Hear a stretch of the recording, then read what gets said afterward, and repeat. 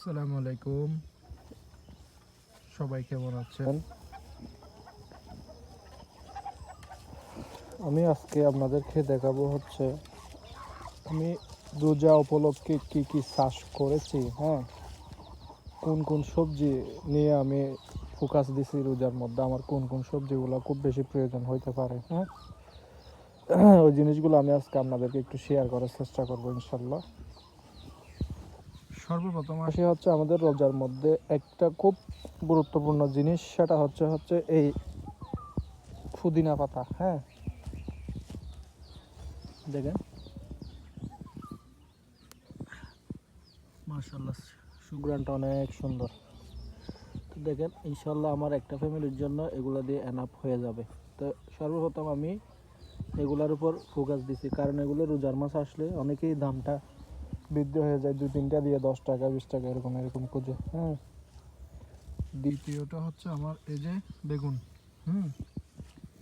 বেগুনটা লাগে হচ্ছে আপনার রোজার মাসে আমাদের বেগুনি খাওয়ার জন্য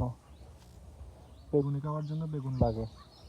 আমি এখানে যে সবজিগুলো করছি মূলত এগুলো হচ্ছে আপনার রোজার মাছকে ফোকাস করে। এরপরে করছিলাম হচ্ছে আপনার এগুলাকে কি বলে, ফেলুর দানা। ফেলু বিচি আর কি, মানে এটা আপনার সোনার বুট আছে না, সোনার বুটের পরবর্তীতে এটা খাওয়া যায়। সোনার দাম হচ্ছে এখন কেজি 150 টাকা। এই সিমগুলো এখন আমি পাইছি মাশাআল্লাহ, এগুলো আমার যেগুলো পাইছি শুকনো, এগুলো দিয়ে আমার রোজার মাস চলে যাবে।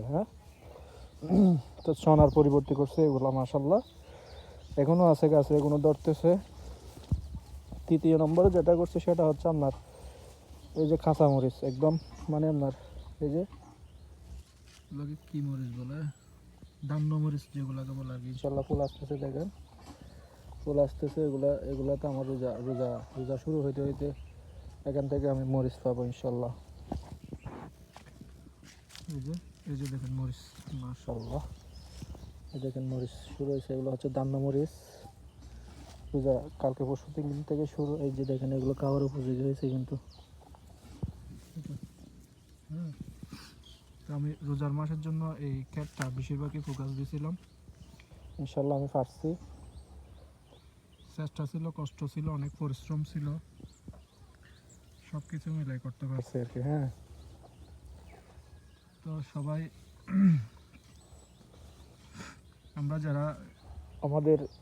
আমরা যারা গ্রামে থাকি বা শহরে থাকি, যাদের একটু জায়গা আছে, আমরা সবাই একটু এরকম সবজি বাগান বা এরকম 2-4টা হাঁস মুরগি লালন পালন চেষ্টা করব। দেখবেন যে আপনার হাঁস মুরগি পালন করলে আপনার ডিমের চাহিদা তো পূর্ণ হবে। আর যদি কি আপনি এরকম আমার মতো সবজি বাগান করেন, তাহলে আপনার থেকে রোজার মাসে অনেক দাম দিয়ে উচ্চ দাম দিয়ে সবজি কিনে খাইতে হবে না। এই যে দেখেন, এটা